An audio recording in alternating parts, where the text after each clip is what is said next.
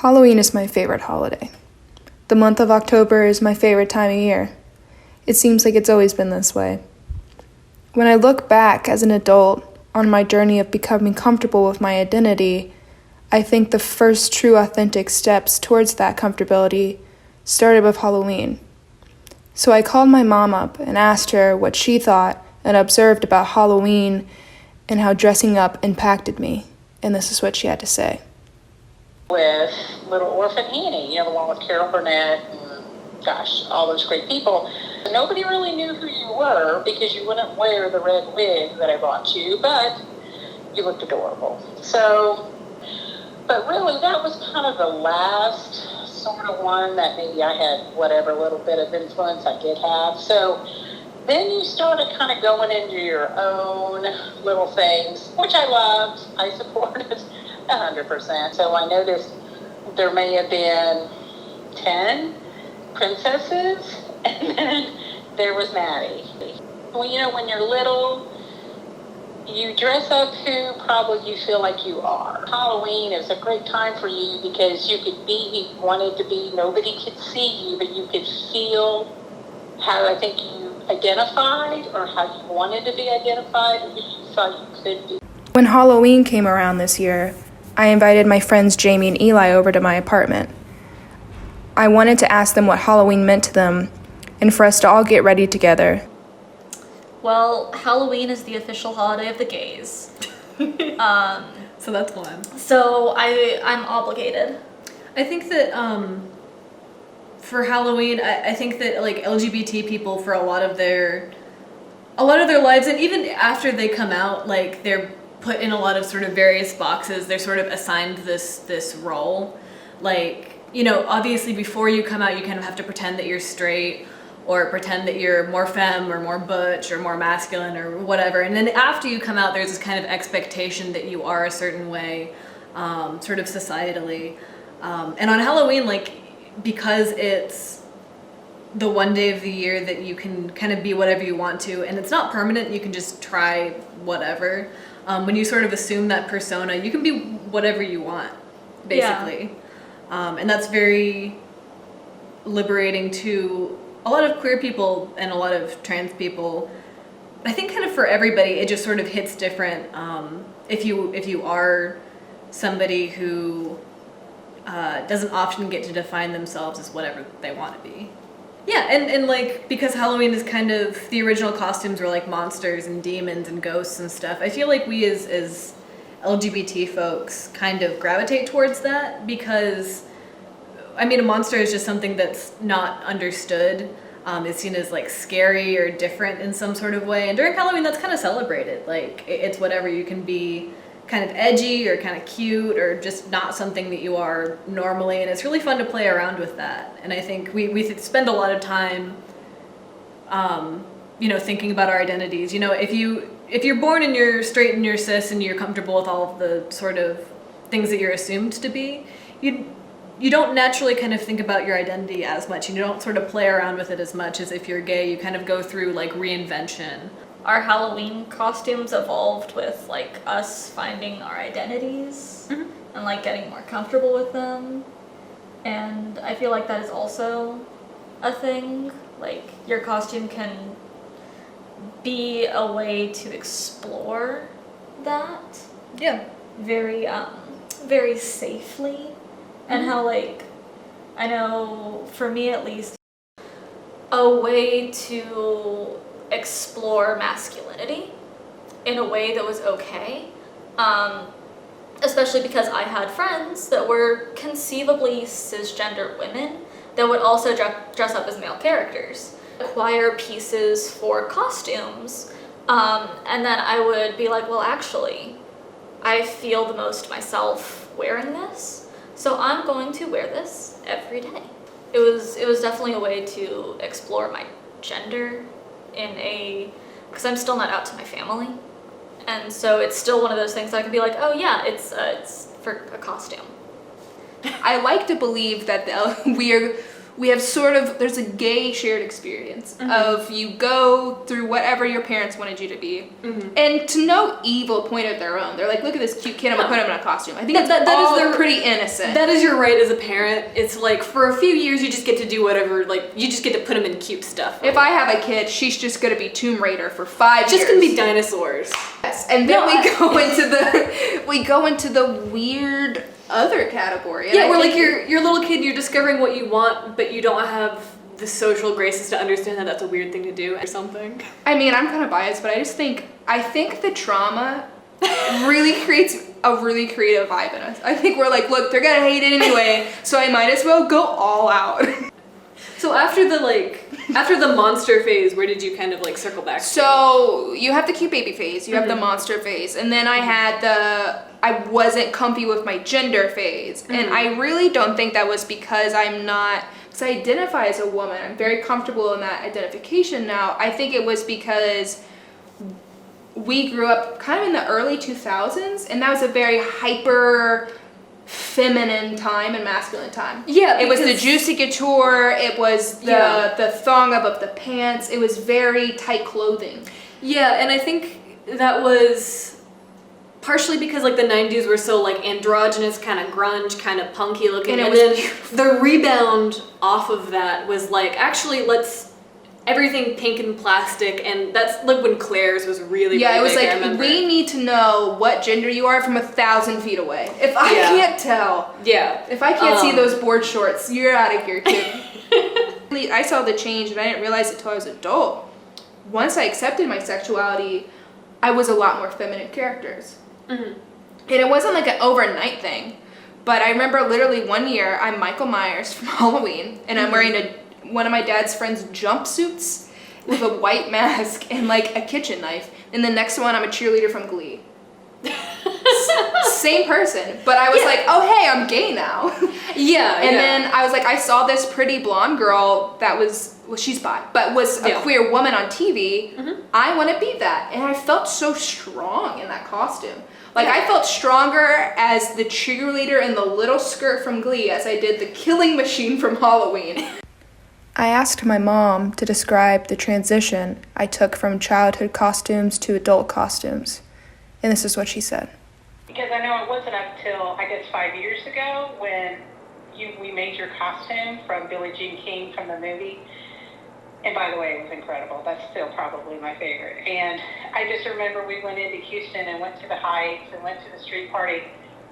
And it was so nice because the adults there, predominantly a lot of them were gay that made the comment, they loved your outfit. One girl, I remember, even cried seeing you dressed up as Billie Jean King.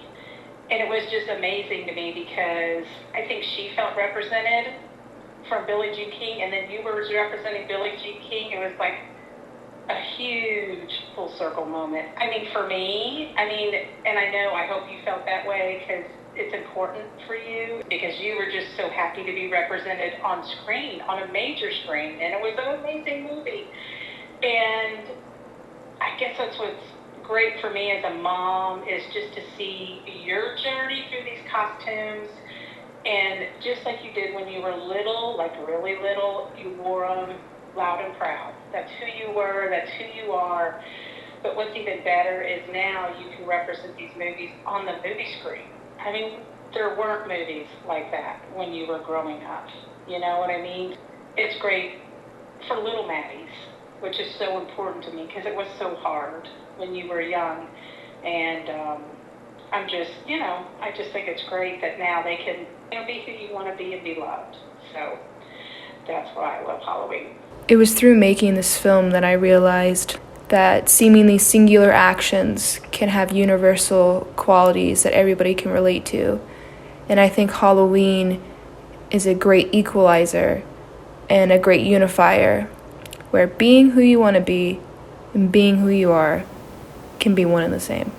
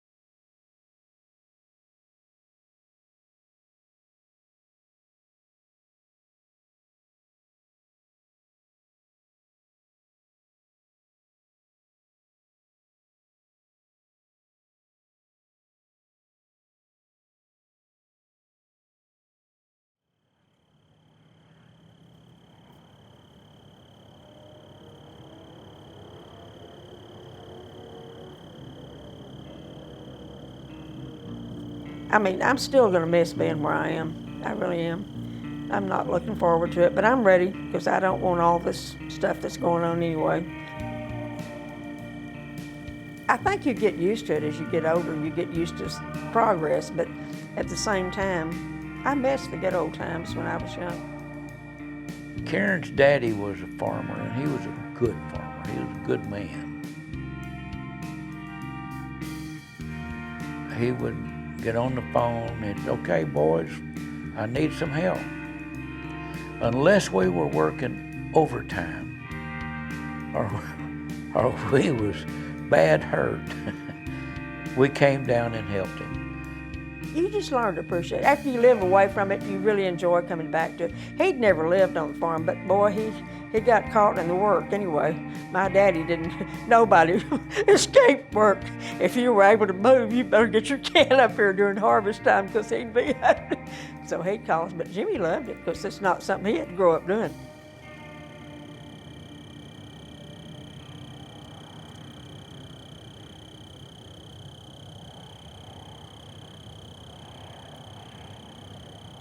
I thought I found, I just cannot seem to find anything. The old house, I guess, there's a windmill, so the old house had to have been right here. That was the barn, which burned down. But this barn was the one that was here, I guess it was here when I built, or my dad built it, I don't know which. But that was the old barn we used. You can see the old windmill. Yeah, that was that horse too, I think. That was the one. I think that's him. It took off with Jimmy. I rode that old horse one time. Yeah, I'll never forget that. And that horse was a whole lot smarter than me. Well, he got tired. I think he'd been ridden with the kids and everything so much, and that they would ride him down here to the end, and then they'd ride back up. Yeah, that was before this house was here. The old house was right over here across the road in front of the shop, and so the same driveway was here. Anyway. I did pretty good going down that way and turned him around. Did real good. I felt pretty. And then when we turned around, he seen everything back down here. Well, he knew he wanted everybody to get off. The kids had been riding him and everything else with my brother and them. and he'd had enough. He took off. I mean, he was moving. Well, it scared me. I didn't know what to do. He was practically laying down trying to get him to stop pulling on the reins. I let go of the reins. Oh, I didn't even realize you let go. Yeah, I did, and I grabbed hold of the saddle horn on the saddle too, so I didn't fall off. I remember everybody was laughing.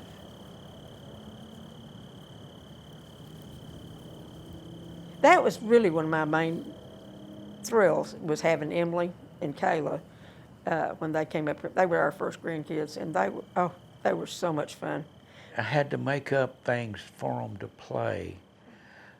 They would climb up in the tree and climb on the swings, but I remember one time I got in the back end of my pickup, and I said, "We're going to play like this is Six Flags." So I said, "Y'all get over there and y'all hang on." And then I jumped up and down in my pickup and made it, jump up and down, and y'all hang on, and they would hang on, so we'd do that. And that was fun. You were right there in the big middle of it, which is great. It is. That's what grandparents really should be able to do. That's it. That's what makes it special to be a grandparent. But, we've had some fun times. I can't even remember all of them. I just remember. And they loved rocks and stuff. They loved going to the creek. Oh, my gosh. The grandkids would always go down to the creek. And there's a place down there I call the most beautiful place. It's where the trees are huge. They're great old big trees. And the branches grow out from the tree and kind of make an umbrella around this. That's a fair area. It's a little bit bigger than this room.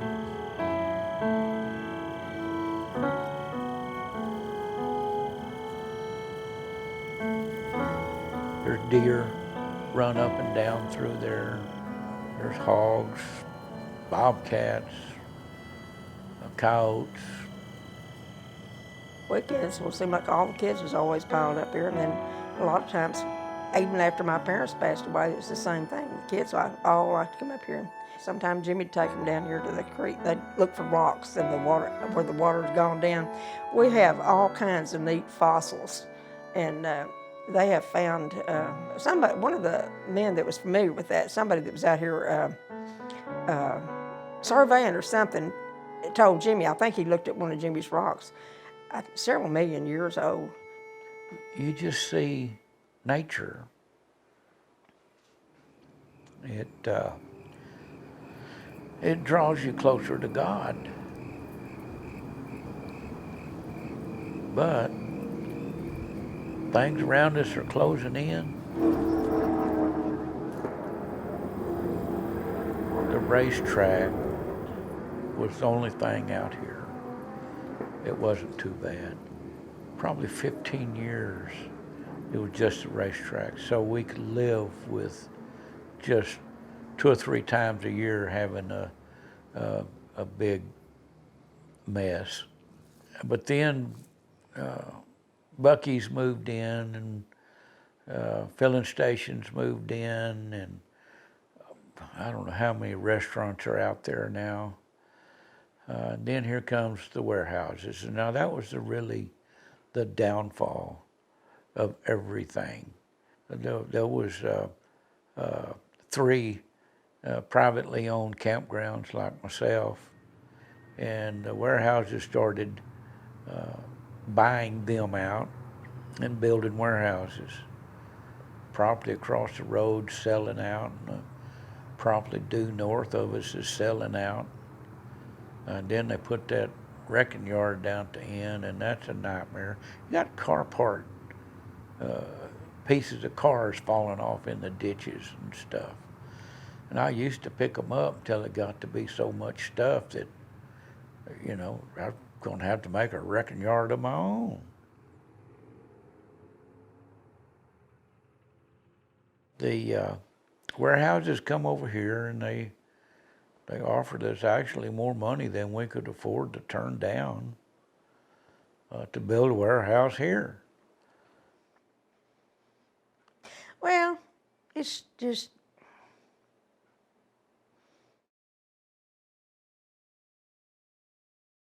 I pay attention to all the warehouses that's on the west side of the Speedway, and they bulldoze everything. They're going to put water and sewer up and down the creek, so they'll be taking out a bunch of trees and stuff, you know, for the construction of the buildings. You know, you got to have water and sewer.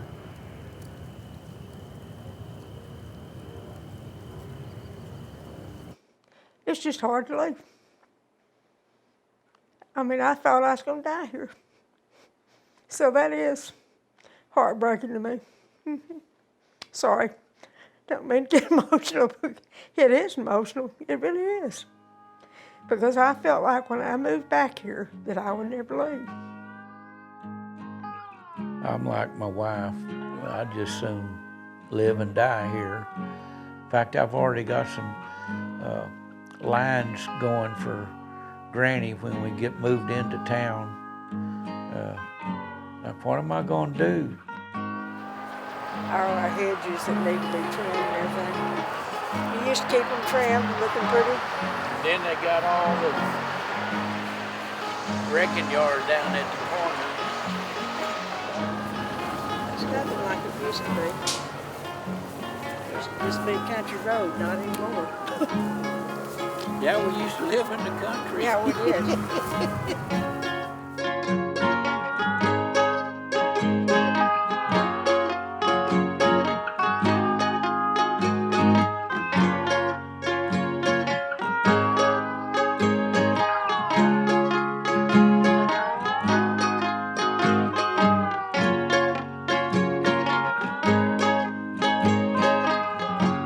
When you was a kid, you couldn't wait to get out of here. Oh, I know it.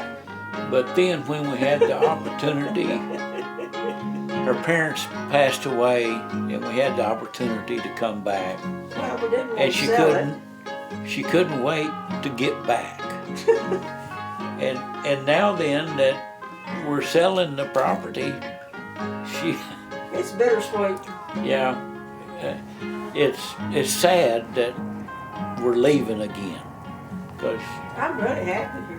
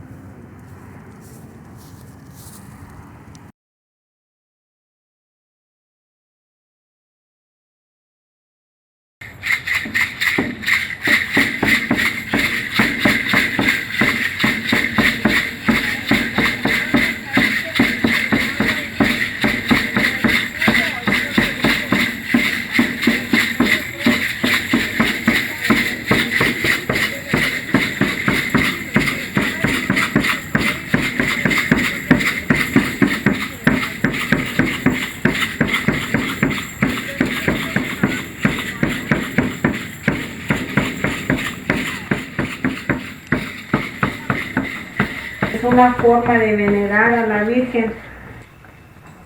Y pues empezamos porque mi mamá nos inculcó el amor a la Virgen y nosotros, aparte de rezar el rosario, necesitábamos algo más como más cercano para la Virgen, y pues es ofrecerle nuestros pasos, nuestros sones,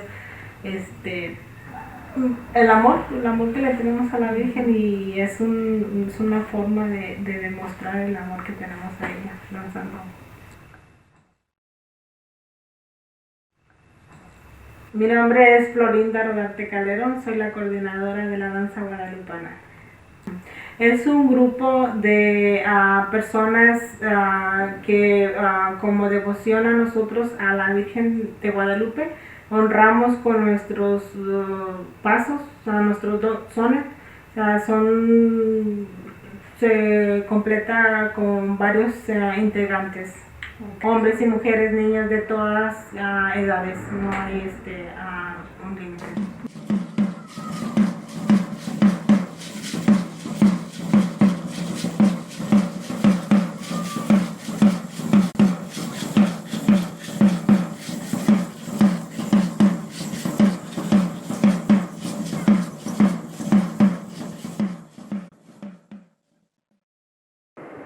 Es parte de la cultura de México, son de los indígenas, que en agradecimiento a los favores que hemos recibido de la Santísima Virgen, la Madre de nuestro Redentor, se reúnen para darle gracias de una manera diferente a como si lo hiciéramos en la iglesia, como le rendimos culto en la iglesia. La manera en que los matlachines lo hacen es a través de su danza. Mi nombre es María Estela Calderon Hernández, soy integrante del grupo de danza guadalupana de aquí de Dallas, Texas. De pequeña mi mamá nos llevaba a la peregrinación que se realizaba cada año en Ciudad Acuña, de donde nosotros somos nativos. Y viendo los grupos de matlachines que le danzaban a la Santísima Virgen, ¿verdad? Me nació esa inquietud.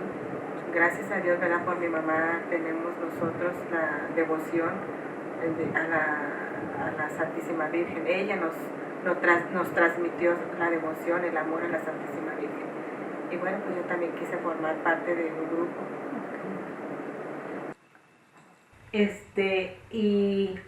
Pero como ella iba a la escuela, no podía ir a las prácticas. Entonces, porque las prácticas eran en la tarde. Habló con mi papá y le sugirió que si yo podía ir a las prácticas, y luego veniría ella enseñarla a ella, a enseñarla a ella, pero pues me gustó también a mí y pues también ya cuando ella entró al grupo, como yo ya sabía los pasos también, el Señor nos invitó a que danzáramos, pero fue por una manda. Ni siquiera pensé que alguien más de mi familia iba a tener la misma forma de venerar a la Santísima Virgen. Ellos iban a las prácticas porque yo estudiaba de noche y no podía ir a las prácticas, pero yo no pensé yo no me imaginé que ellos se fueran a quedar en la danza.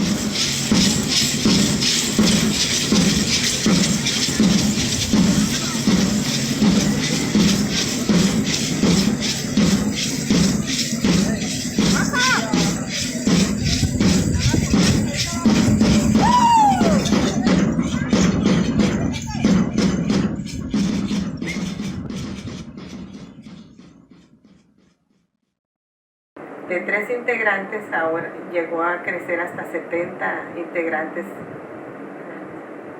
no nada más miembros de la familia, también amistades. Este diciembre cumple 42 años que empezamos a integrantes de la familia a danzar, pero aquí en Dallas tenemos 27 años que llegamos aquí, hemos estado participando en varias parroquias. Fue en la iglesia de San Eduardo en el 1992 cuando nos invitaron a organizar un grupo, ¿verdad? Esa iglesia no tenía a Matlachines y nos invitaron a organizarlo, y pues ahí fue donde empezó, como en el 92. En ese tiempo éramos como 82 integrantes, empezamos. Obvio, con el tiempo, pues esas personas eran niños, crecieron, ahora son padres de familia, sus hijos pertenecen al grupo y así vamos, van las generaciones, y aún siguen participando, y aún son los papás, pueden decirse los abuelos, los nietos, o sea, ahí estamos.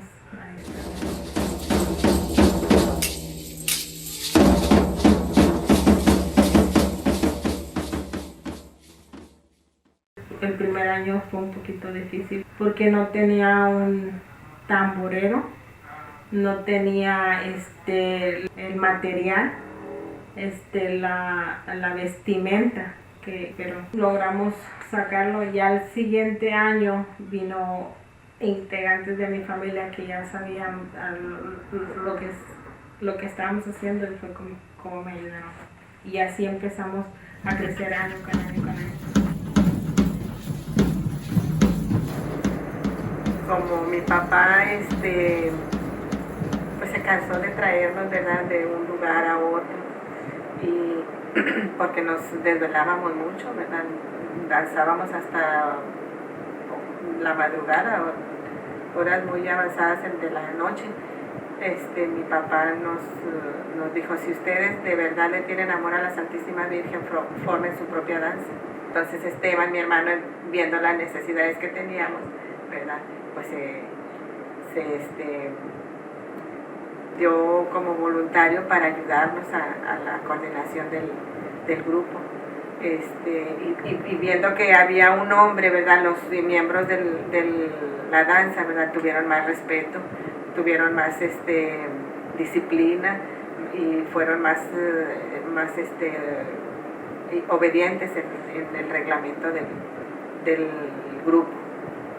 Esteban, aparte de que era el coordinador, ¿verdad?, también fue el tamborilero, el que tocaba los sones para los danzantes. Mi hermano Esteban inició el grupo en la familia. Él fue el coordinador de la familia en México, y después vino y me apoyó aquí. De todos los integrantes de la familia, él era el que se podía decir que le tenía más amor a la Santísima Virgen, porque él siempre sus cosas que hacía las hacía con mucho amor y con mucha devoción, con mucha fe.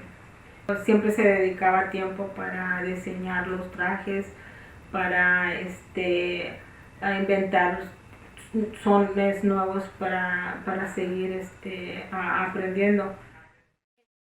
Un día nos invitaron a participar a una peregrinación donde venía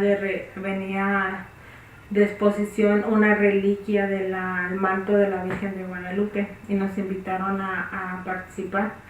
Fueron danzas escogidas y una de ellas fue una danza de nosotros y él se puso bien contento. Que llegó el día, fuimos y yo no sé si por la emoción, no sé si le subió la presión, no sé.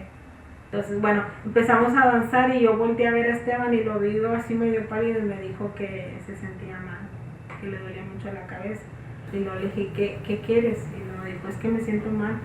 Háblale a Gustavo y se quitó la tambora y me dijo, pero no paren, sigan. Entonces yo me quería quedar ahí me dijo, vete a danzar. Y que me fui a danzar y él se quedó ahí, pero cuando volteé a ver, se desmayó. Pero nosotros seguimos danzando y me decía, claro, ¿dónde está la fe? Baila con fe, pídele a Dios, Esteban va a estar bien, vamos a terminar con esto. Y ahí quedó Esteban. O sea, él fue el que empezó el grupo y ahí quedó, pero nuestra fe y como él dijo que no paramos y hasta la fecha. Es mucha, ¿verdad? El dolor, la pena que nos causó, ¿verdad? La pérdida de Esteban. Pero viendo que nuestro amor por nuestro Señor Jesucristo fue un aumento, no quisimos que ahí terminara. En agradecimiento a todas las bendiciones que hemos recibido y también, ¿verdad? ¿Por qué no decir que nosotros confiamos en la intercesión poderosa de la Santísima Virgen, de que ella está intercediendo por nuestros seres amados para que nuestro Señor Jesucristo les perdone, ¿verdad? Las faltas que hayan cometido aquí? Por eso quisimos seguir, ¿verdad? Nosotros transmitiendo a nuestros descendientes, ¿verdad? Nuestro amor y nuestra devoción a la Madre de Dios. A veces que vienen dificultades que hoy ya no puedo más, yo creo que vamos a parar esto. Él, Dios, nos pone, a veces si seguimos adelante, con tamboreros o sin matlachines, pero seguimos honrando y venerando a la Santísima Virgen. Ahorita no es tanto la fe la que los mueve a formar parte de un grupo de veneración a la Santísima Virgen, pero viendo pues el amor, la devoción que los más viejos tenemos, ¿verdad? Por respeto ahí están, pero aunque sea en un granito de arena, ¿verdad? Ahí se les está quedando el amor y la devoción. Y sabemos que cuando nosotros ya no estemos aquí, ellos lo van a seguir demostrando, van a seguir fomentando también a sus generaciones de el amor a la Santísima.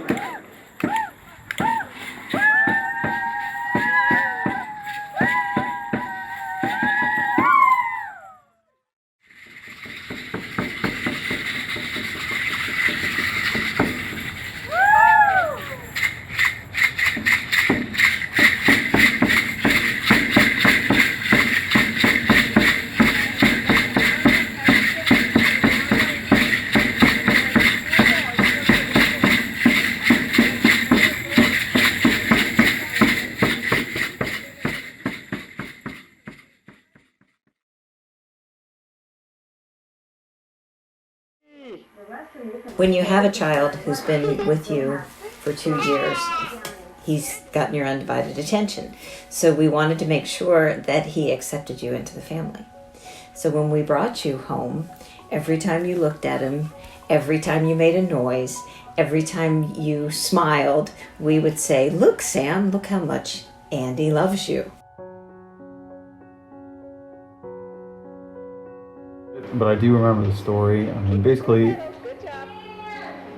when you grow up as the first child, you're the only child, so you're the center of attention, and mom and dad obviously spent every waking minute of the day with me, and then you get the news that there's another one coming along the way, and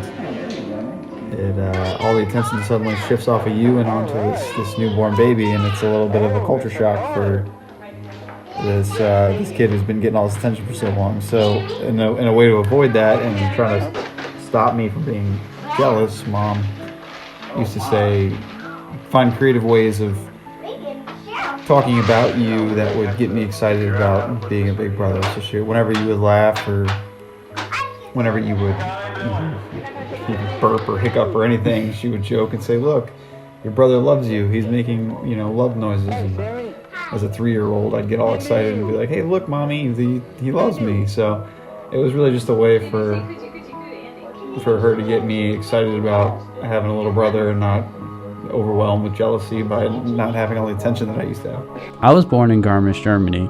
When I was born, I actually had 2 heart defects, a seizure disorder, and a genetic mutation called Li-Fraumeni syndrome. Li-Fraumeni syndrome attacks the gene known as P53, which is your tumor suppressor gene. It was discovered by Dr. Li and Dr. Fraumeni. By attacking this gene, you have a highly likelihood of obtaining cancer in your lifetime and actually having a harder fight for it. In my lifetime, I will actually have cancers, and it will most likely be harder to fight it. That is why I get screened every single year to make sure I am medically clear. You had 2 heart defects, and so you were not allowed to be around other children. So we had a separate basket of toys for you. Those were just your toys. Sam was not allowed to play with them. Sam's friends were not allowed to play with them. He had a friend come in once and go for that basket, and he literally put his body between his friend and the basket and said, no, those are my little brother's toys. There's one time where we were getting ready to get on the bus, and I think this kid, he didn't ride our bus, but he rode the bus next to ours, and he came up to you, and he didn't see me standing there, or I don't know if he knew who I was, but standing off in the corner talking to my friends, and you were standing there talking to somebody, and this kid came up and started pestering you, pushing you around, whatever it was. I don't remember exactly how it all started, but I saw it happening. I tapped a couple of my friends on the shoulder, and we started walking towards this kid. And at this time I'm in 5th grade, so I'm 11 or 12, and this kid's in 2nd grade, so he's like 8. And so I was pretty significantly bigger than this guy, and my friends all were too. So he's pushing Andy around a little bit, and we kind of form a semicircle around him, and we pulled him back. He wasn't expecting it. He didn't see us behind him, so we pulled him, and he kind of staggered back a little bit, and you ran behind us. There was 3 of us, and you were behind us, and he was like, get out of the way, I want to smack him. And I think we said something along the lines of, all right, you can smack him, but we all get to take a turn smacking you first or something. And the kid kind of swallowed a little bit and backed off. So that was funny, but I don't think that kid ever messed with you again, though. Another reason why Sam and I's relationship is so strong is because of my cousin Ben Barry. Ben died when I was 3 years old. Sam was 5 at the time. When he died, he left our family a gift. This is what my mom calls Ben's gift. What I like to say is it's Ben's gift, because there was a time when, this is a good example. I had 2 little kids, no money, and I lived in Germany. And I didn't have the money to fly back for Ben's high school graduation, but I flew back for his funeral. That's when everything changed. For me, in particular, but for the whole family. Because as far as we're concerned, is if you can make the sad stuff, then you can make the happy stuff. And I think subconsciously, or I guess I have put some thought into it too, but it did sort of affect the way that I treat Andy as a little brother too. Because, like I said, you never realize when you're kids and you're growing up and everything, it seems like it's going to last forever. Right? Even when you're 10 years old and you're like, oh, I'm never going to be 15. When you're 15, you're like, oh, I'm never going to be 20. You're 20, oh, I'm never going to be 25. And now I'm going to be 30 here pretty soon. It's like, life just keeps on going and going and going, and it moves so fast. And if you don't appreciate what you have when you have it, you never know when it's not going to be there anymore. So, yeah, definitely, I would say it impacted the way that I treat Andy, because I watched my cousin Tom, whose older brother died, and I watched how he, you know, they had their fights, they had their brotherly fights and everything, and he would take back all those fights in a heartbeat to spend another day with his brother. He would take back all the headaches, all the arguments, everything, just to spend another day with his brother. So I cherish the moments that we have together. You know, and I try to take every opportunity to live out those moments as much as possible, and do what I can to help Andy in any way possible to make sure that I'm doing the most that I can. So every day when I put my head down at night, I know that I've done my part to the best of my ability, so that if something ever was to happen, there's nothing for me to regret at the end of the day. So the reason why I got tested in the first place was because my mom, of course, tested positive for the condition and got breast cancer. So as a way to make sure that she knew that her sons were safe, she asked us both to get tested. I got tested, then Sam got tested, and I signed a HEPA agreement because I knew I was going back for my sophomore year in college, that when the news came, I would already be in Tampa, and she got that phone call before I ever did.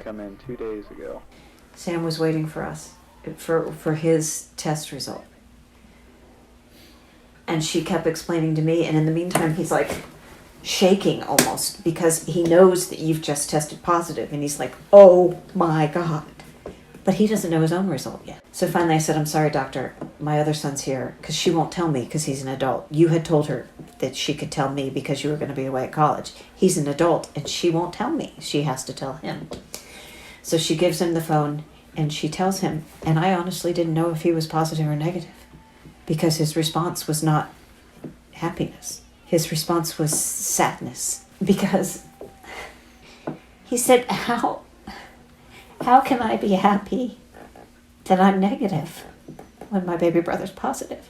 I said, I have to tell him your father had dropped you off that day. I mean, your father was arriving back from dropping you off at college when we got this call.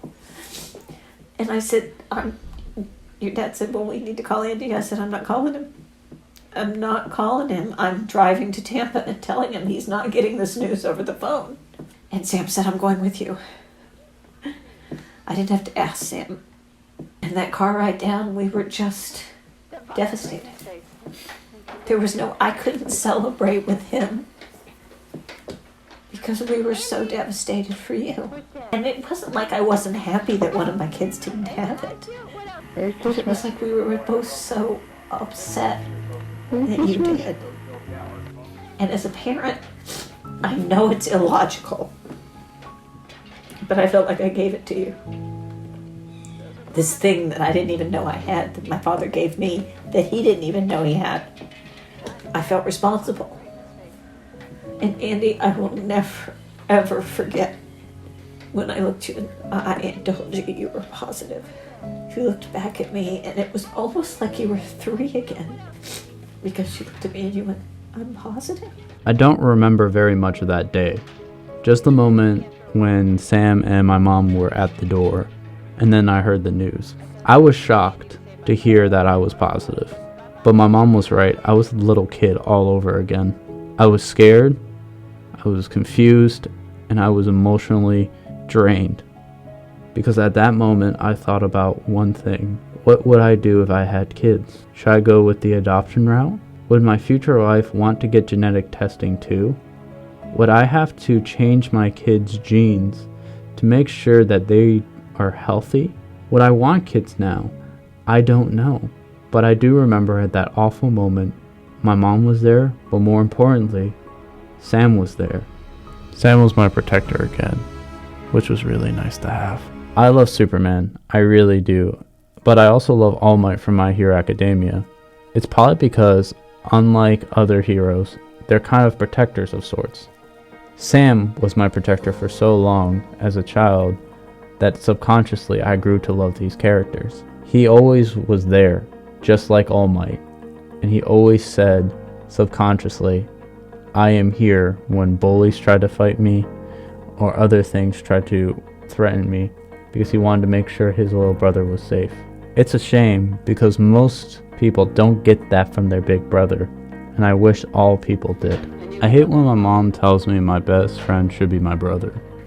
I really do, because I think the word best friend does a disservice to my brother. Sam's better than a best friend. Does a best friend make sure you're safe on the bus? Does your best friend fly down to Tampa so you can always celebrate your birthday with someone? Does your best friend drive 6 hours to make sure you are not alone when you're getting possibly the worst news of your life?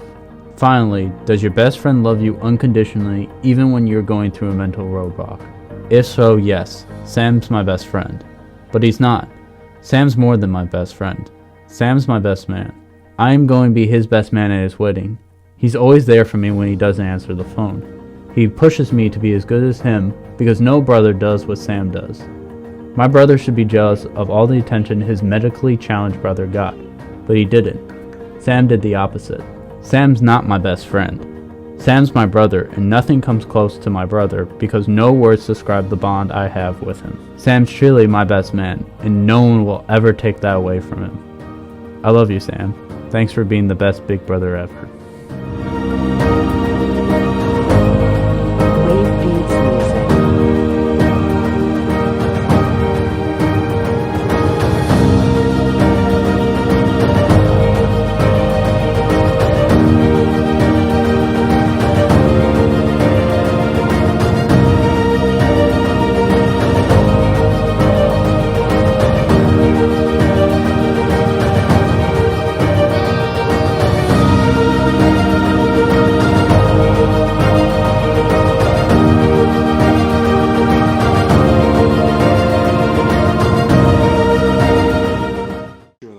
I grew up in. Okay. This is Cabrini, the Cabrini Church, which, sad to say, is no longer there. That's the side view of the house. Okay. This was not a very good photograph, but that's a photograph of the parish church. When we first moved to that parish, the parish church was a Quonset hut, okay? Well, when they built this church, which was a really remarkable church for its time. That's another picture of the Cabrini Church. It was very, very unique, I guess you would call architecture, okay? Which has subsequently fallen out of favor to some degree, I guess, but it was a victim of Katrina, the church was. That's you and your grandma in front of a cane field in the backyard, because there used to be a cane field in the backyard here. Okay, so I have no idea what this is, but that's my mother, and what the other thing going on is, I don't know. Can't answer that.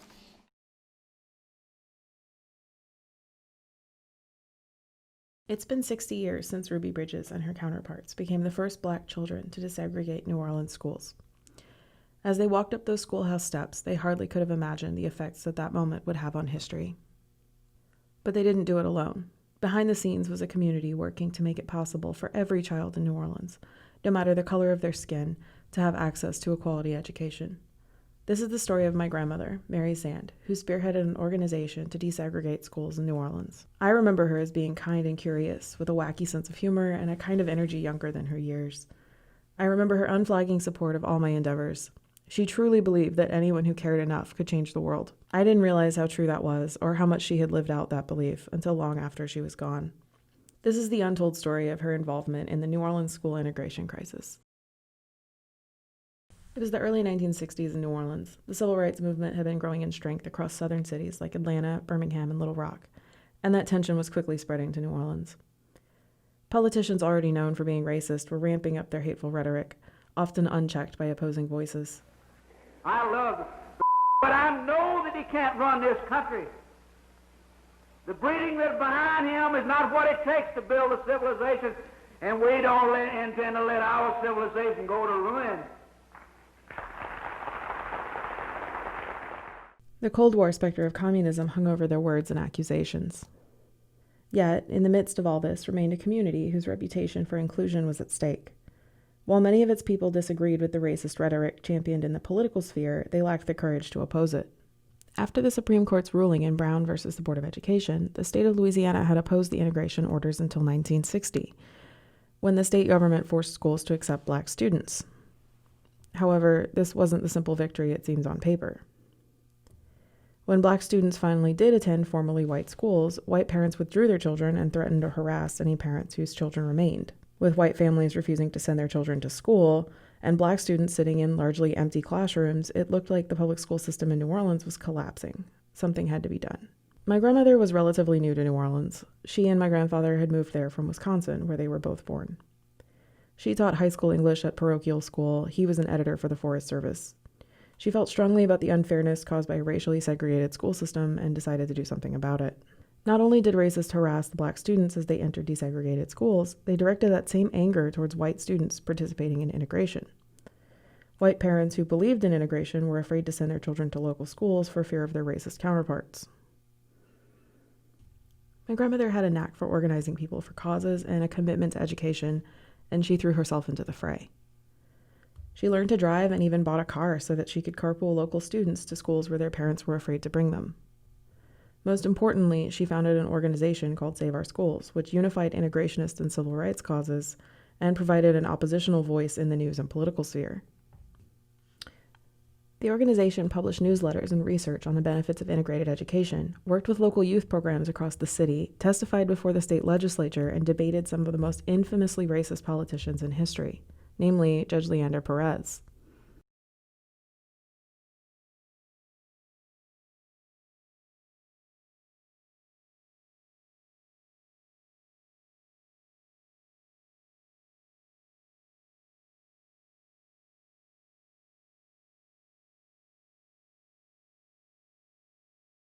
Is that the American way? Is that showing any real interest in promoting educational opportunities for our white youth? I tell you, my friends, without fear of contradiction, and anyone who contradicts it has no respect for the truth, that all the Kennedys are doing is carrying out the communist conspiracy to destroy public educational opportunities for our white youth. All of this came at a price. Her family was threatened, harassed, and often feared for their safety. The police leaked her license plate, address, and phone number, and looked the other way as the family home was vandalized and the children were stalked. Death threats were a daily occurrence. She was accused of being a communist sympathizer and political radical, and debate continues as to whether the FBI was deployed to protect her or to monitor her activities. Not all the phone calls were necessarily bad, okay? For example, the evening my mother got a call from Carlos Marcello, okay? For those of you who don't know, Carlos Marcello was the head of the New Orleans Mafia, okay? And he called and had a conversation with my mother. Knew of her, had heard of her, I guess, and it's hard not to, and she was in the news. What my mother had to say about her conversation with Carlos Marcello was that he was very gracious. He said he thought she was doing a really good job, and if there was anything he could do to help her, that she should just let him know. And that was her conversation with Carlos Marcello. So not all the phone calls we got on our home phone were bad. Some were, of course, good. And there were a lot of other things growing up. Numerous occasions when in the middle of the night bricks were hurled through our front window. I think at one point there was even a cross burned on our front yard, but it was kind of a desultory affair because as I recall, it rained heavily that night in a typical New Orleans thunderstorm, right? So by morning, there was just this sort of amorphous thing on the front yard that you couldn't even really tell had been a burning cross, because I don't think it ever got much of a chance to be a cross or a burn before the rainstorm hit it. And it took a little while to figure out, oh yeah, somebody tried to do this. And there were various times when there would be burning stuff on our front door in the middle of the night. I can remember my father having to go out and deal with this. So it was pretty exciting, okay, to say the least. It was a very interesting time. I think my mother was very apprehensive because, like I said before, she had received numerous threats I think she had received threats against herself, I think, which of course we never heard about. She wouldn't talk about that to us. But also she never told us that she had received threats against her children, but I'm pretty sure she had by her activity. By 1961, President John F. Kennedy had shown support for the civil rights movement, and several of the local universities had desegregated. Parochial schools had integrated as well, and the fervor had largely died down. But that didn't stop her. Mary went on to develop the basis for the Head Start program after noting the disadvantage that many lower-class students faced when going into those integrated schools. She drove around the city distributing educational materials to church halls, writing grants for after-school programs and public day camps, and later advocated for remedial education at the University of New Orleans. She was recognized by President Nixon for her founding of Women Against Crime, an organization aimed at educating women about self-defense and protecting themselves against violent crime, as well as providing resources for victims of domestic abuse.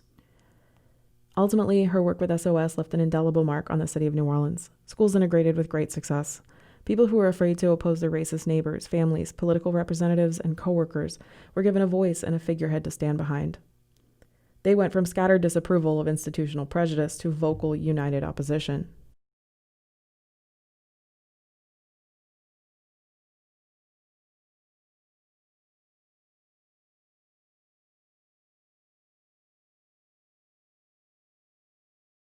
I see the effects of her work carried out today in the continued cries for equity in both the city of New Orleans and the South as a whole.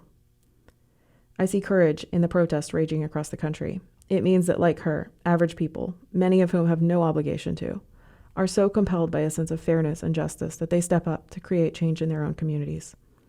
I see my community, my people, demanding change for a better world.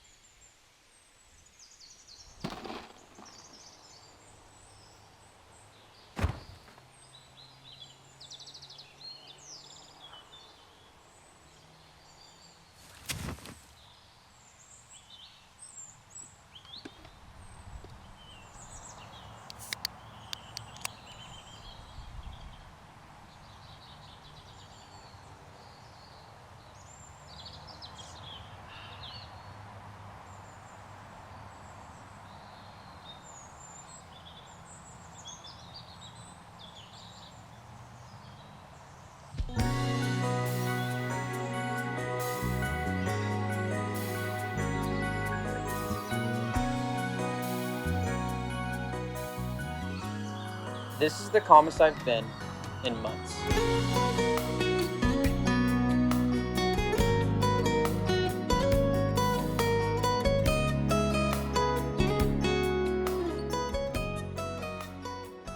Oh. Hi, nice to see you. Now, you're probably wondering, what is going on? I'm in a suit, I have a tie, there's a man with a camera, and there's a light by me. And to be honest, I really don't know.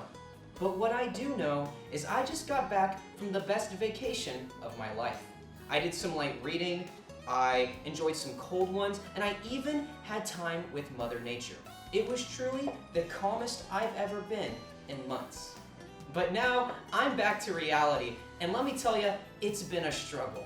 I wake up every single day with anxiety that makes me want to have a panic attack.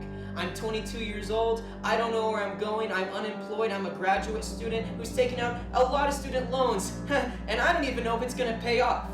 But what I do know is that I've been assigned to make a documentary, to tell a story, and I said I'm gonna have the bold courage, the audacity to cover my mental health. So ladies and gentlemen, we're about to dive into what it's like to go inside my mind, to understand my anxiety, the nuances of it, and why it makes me who I am now. So get ready, buckle up, because it's gonna be a wild ride.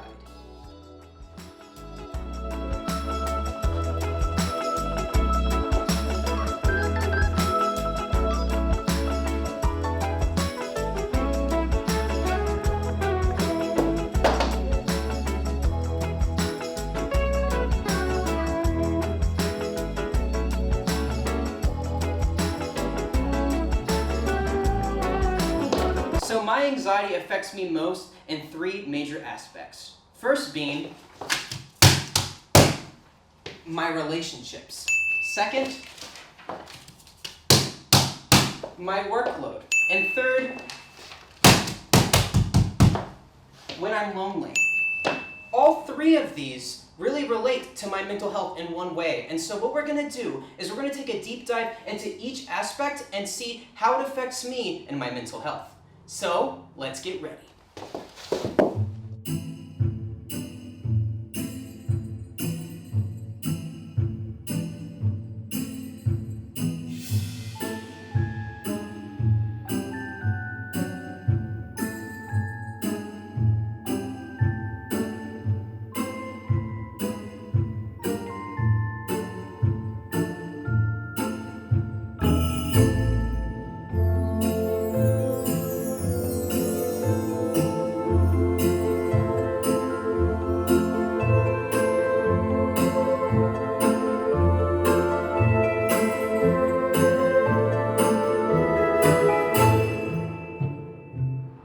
Alright, so I'm gonna call some of my friends.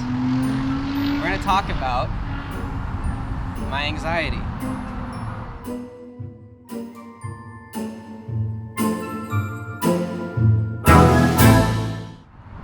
Hey Calvin, how you doing? Hey, I need to ask you some questions. About my anxiety. It's for a school project. So I just want to ask you about my anxiety and how it affects our friendship, stuff like that. Does that sound good? All right. So do you think that I'm generally speaking, do you consider me to be an anxious person? It's not constant, but What do you think is one of the main things I do that kind of show my my anxiety when you're around me? What's one of the big things that kind of indicates that I'm anxious?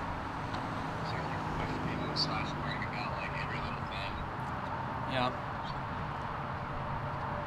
Do you feel like it's put a strain on our friendship in any way at all, or?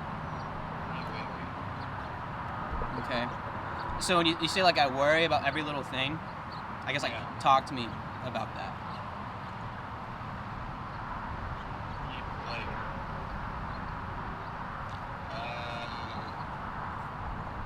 If some event happens that you could even perceive yourself being in the wrong or something being wrong, you'll automatically assume that every single aspect of it is wrong, or say, oh, did I do this wrong, blah, blah, blah, blah, blah. Yeah, that makes sense. Even if that's not really rational or realistic at all. So would you say I'm irrational? Relatively, yeah. Hey Dad, can you talk for a minute? Yes, I can. How are you doing? I'm doing well, how are you? Good, man.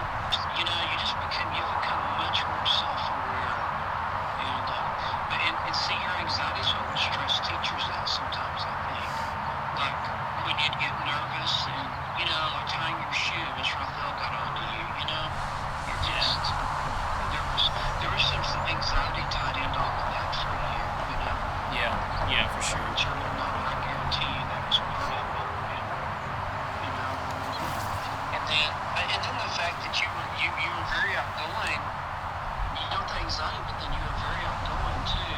Yeah. You talk a lot, and so teachers didn't understand you. I think with your anxiety too, sometimes it's just a matter of you just being reassured that things are going to be okay. You know. Yeah, I need that reassurance. Everyone does. You know. That's one reason I'm so thankful for Ariel, because she's really sweet to you. You know. It seems to me like she encourages you, and that's good. And everyone needs that. You know. Some people more than others, and at different times. Some people that you wouldn't think need it really do. When they come to a crisis point in life, you know. Yeah. Yeah. Yeah.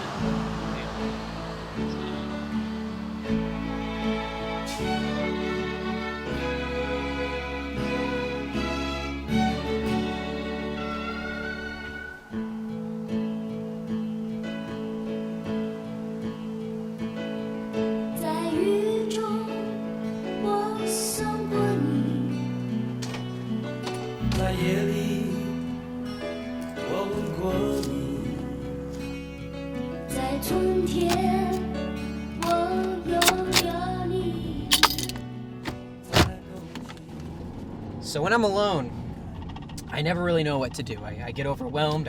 I can't stay in one place for too long. So I'm gonna try to go find things to do to keep myself occupied so I don't get too lonely. There's ways to find friends beyond just spending time with people. You can make friends with the world. And we're gonna do that.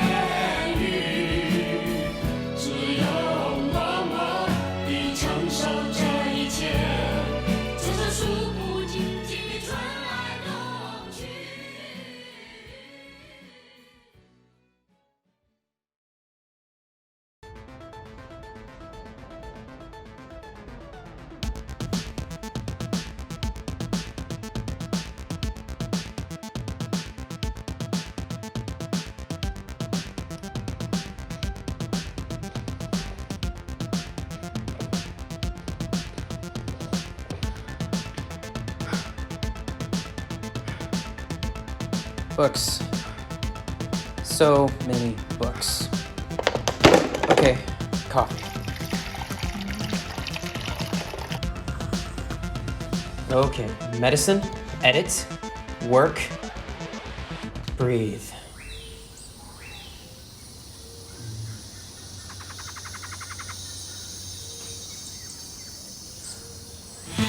Okay, back to work.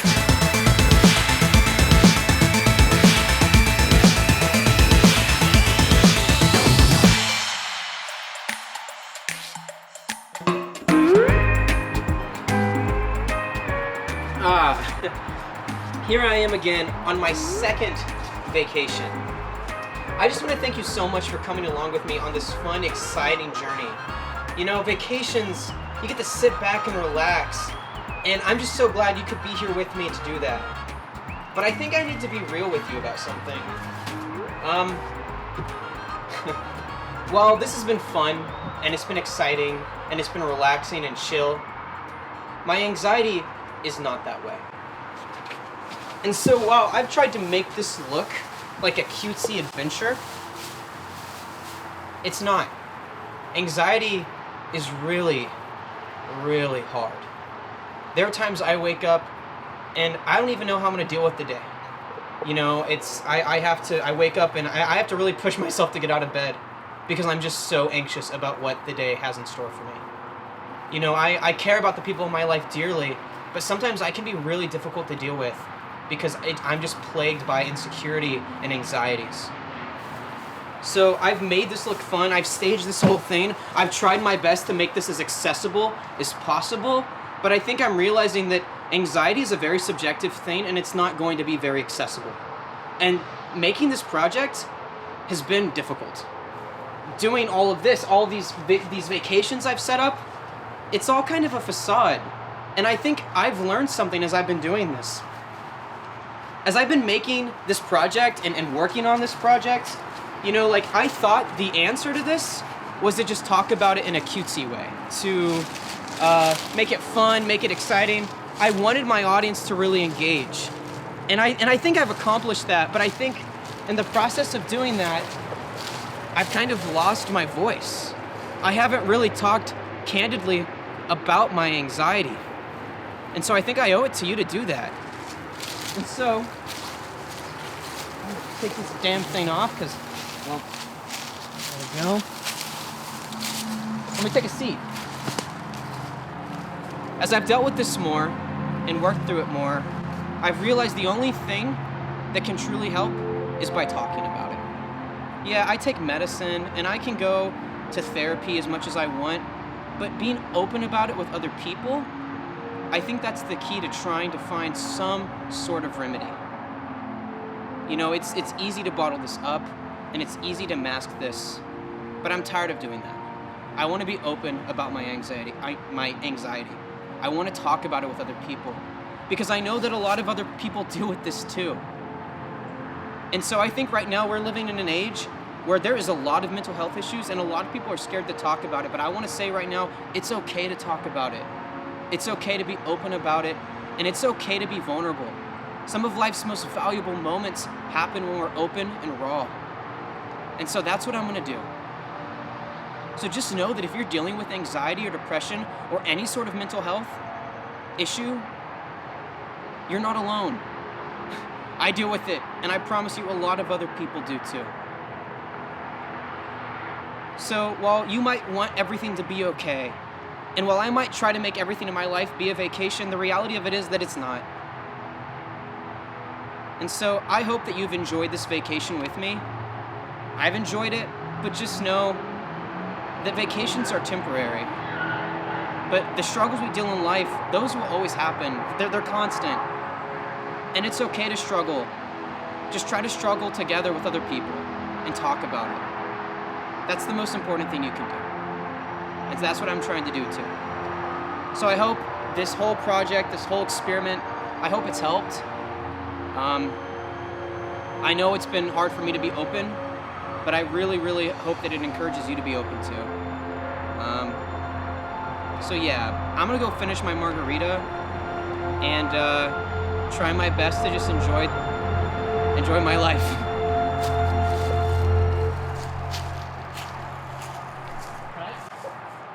How was that? That was fun. I don't know, I kind of drift. You could have walked over there to go and get your margarita. Yeah. Want to go and get it now? Yeah, go get it. We should probably cut, couldn't we? Just like, yeah.